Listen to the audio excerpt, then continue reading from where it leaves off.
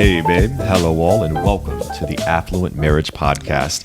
You're listening to one financial coach and one educator talk about living a rich and full marriage through generational wealth building principles, authentic two-way communication strategies, and everything in between to become a couple that lives in love and walks in wealth. Your legacy begins here. All right.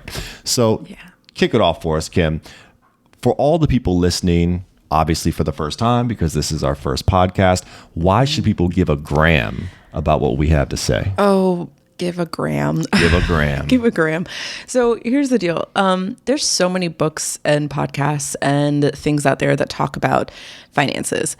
But I feel like when you're talking about building wealth and generational wealth, it's really good to hear it from someone who's like actually walking through it, like walking through the understanding of how to build wealth. And that's what we're doing. And, you know, we've been together for a long time.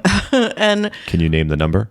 Can I name the number? Can I put you on the spot and tell you to name the number? Of how many years we've been together? Yes. Okay, well, I know it's like 20 that we've been together, but it's different. Marriage, we've been together almost 12 years. Okay.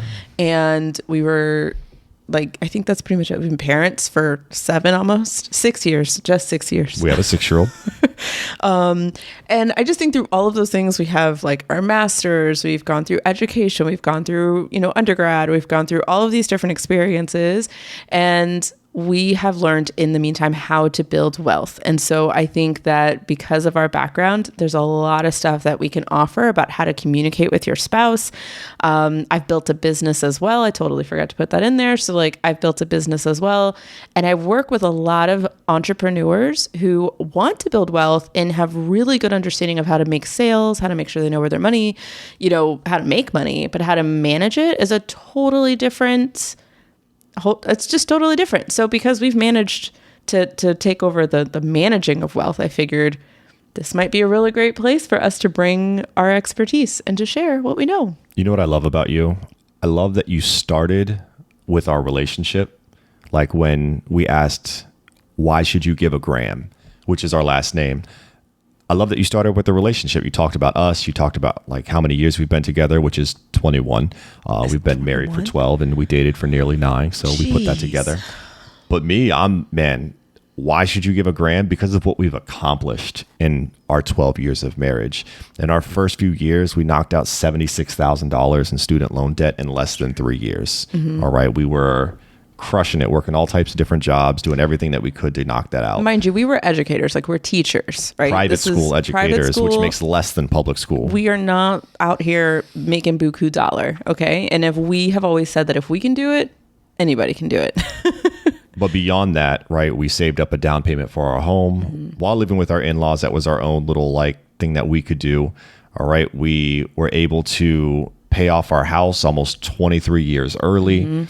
We have a positive net worth. You have a successful 6-figure business. Yes, that was I'm trying to get out of my job. That's why I'm doing this. So there's a lot of things that we've done over the past 12 years. We're about to rent out our property. Yeah. Right. There's a lot of things that we're doing that I think you might want to listen into if you're trying to build your own success. You might be able to take something away from what we've done, or maybe from some of the stories of the people that we're going to bring on. Yeah. I think another thing that's really good to talk about too is the fact that we're doing this together. Many people, there might be one person who's like really gung-ho about like managing their money and like being that, positive net worth, cares about building their first million, has that entrepreneurial mindset, but the other spouse might not care at all. And they live in the now. And like, there's a balance between that. Like you can have both of those people. I'm that person who likes to live in the now. I like pretty things. I like going on vacations. And I also am now reformed to thinking more about like my future impact as well. And both of those things can be balanced. And I think that's part of why this podcast and YouTube is going to be super helpful for those people who maybe are in a relationship and they're trying to figure out how do we meld both of these perspectives, mindsets on money. How do we bring them together to be successful while also just enjoying life?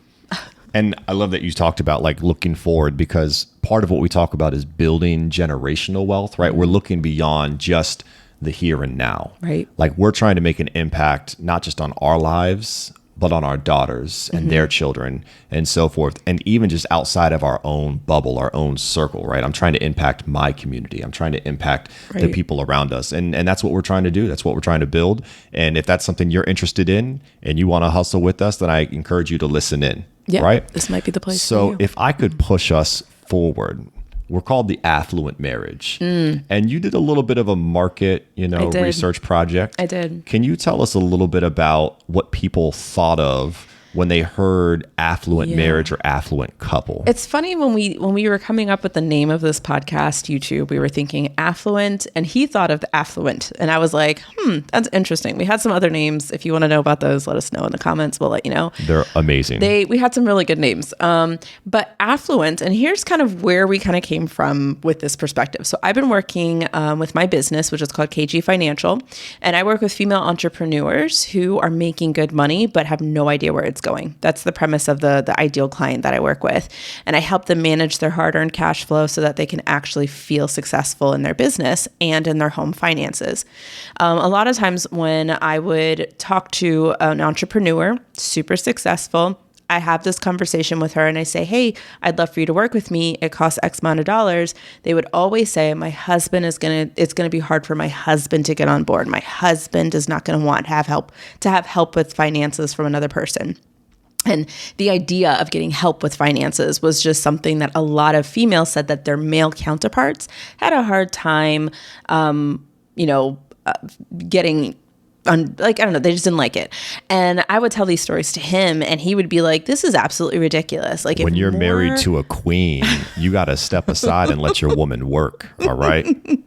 Right. And so we thought about it and I was like, oh my gosh. And he was like, I wish more men understood that if we got support in our finances and get their egos aside, it not only helps the female be able to understand how to stand in her craft of like, I'm a queen, like you said, I manage my money well, and I am not going to be undermined or say, okay, only my spouse can handle this, but I'm also going to rise up and do it too.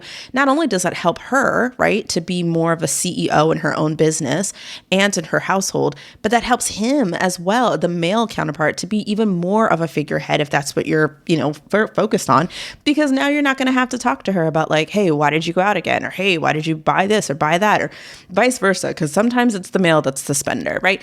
But like, you can have all of those things, right? And so creates more balance in the relationship. So he came up with like this feeling of affluence is not about being bougie. It's not about being like, I can spend anything I want to spend, right? The feeling of affluence is this feeling of I can, one, impact other people, impact legacy. You mentioned impacting our kids. But it's also this feeling of I have abundance in every aspect of where I look in my finances. I feel it in the way that I walk into a room. I don't know, the feeling of affluence is more than just, there's lots of stuff in my bank account, but I'm actually able to exude that in every orifice of my life. Does that? It does. I need to go back though. Like, let's go back 2 minutes, okay? Okay. I feel like my fellas that were listening in might have felt like this might be like a man bashing podcast, and it's really not. All right, it's not, because one of the things we mentioned was not just building generational wealth, but also fostering authentic two-way communication. Correct. And ladies, y'all suck at communicating too sometimes. All right, men, y'all do too. And what we want to help you do is foster that and cultivate that and help you guys develop the skills that you need to have these communications, because there's something that happened in the past. Maybe it was in your childhood. Maybe it was in your own independence before you met your partner. There was something where you don't have that trust. Right. Maybe they did something. Maybe you brought something to the partnership, but there's something there that's getting in the way of that authentic communication where you're like, I don't know that I can trust this person with my bank account. So we have 2 separate bank accounts, or I don't know that I could trust this person with my credit or my debit card. And maybe there's a history there. Maybe there was something that happened in the relationship. But anyways, we want to try to help you guys have better communication because it's not just men. Right. And it's about teamwork, right? I got y'all, fellas. You know, so we're going to talk about teamwork and how it's literally like, you know, if you're talking about a basketball team and like not everyone's pulling their weight or everyone's only depending on one part of the team and the other part's just kind of like, I'll figure it out, or you just tell me what to do. You might not be as successful in the long term in terms of your finances. So it really comes down to a lot of different things that we're talking about. But yeah, so I love that. I mean, I love that you talked about basketball. I can't wait to tell stories about your basketball team. Oh, jeez. From your childhood. We'll get into that later. But again, you know, affluent marriage, when I think affluence, I think abundance. Yeah. And there's abundance in your love. There's abundance in your wealth. There's abundance in your saving. There's abundance in your spending and how you live. And we just want to get into all of that and want to help you guys have that affluent relationship.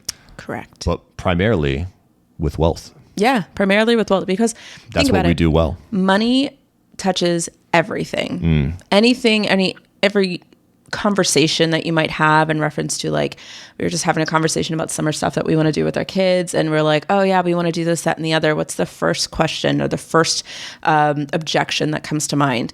Do we have funds for it, right? When someone's in the hospital and they're ill and you have to take time off work, do we have days?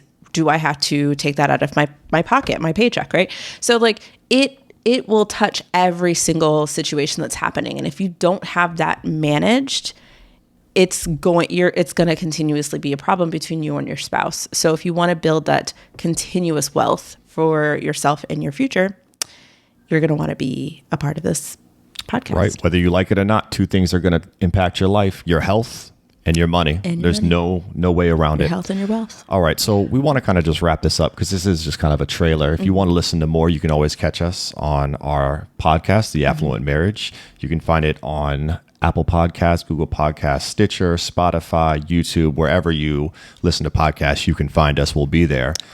What I want to wrap us up with, Kim, is a little call to action here. What does an affluent relationship look like in your mind? Yes. And I'm not asking you, I'm asking I know, you. The viewer. What does it look like to you?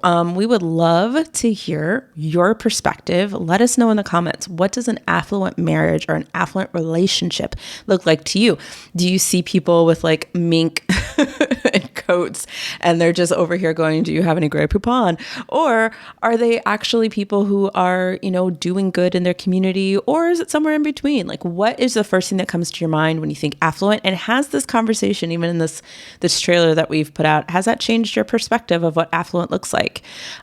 So we look forward to challenging your perspective on your money mindset and communicating with your spouse. We are excited to be able to talk to you guys about building wealth, talking about entrepreneurship, and all the things in between.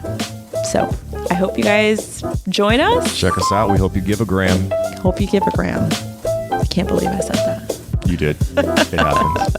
All right, guys. Have a good one. We'll see you soon.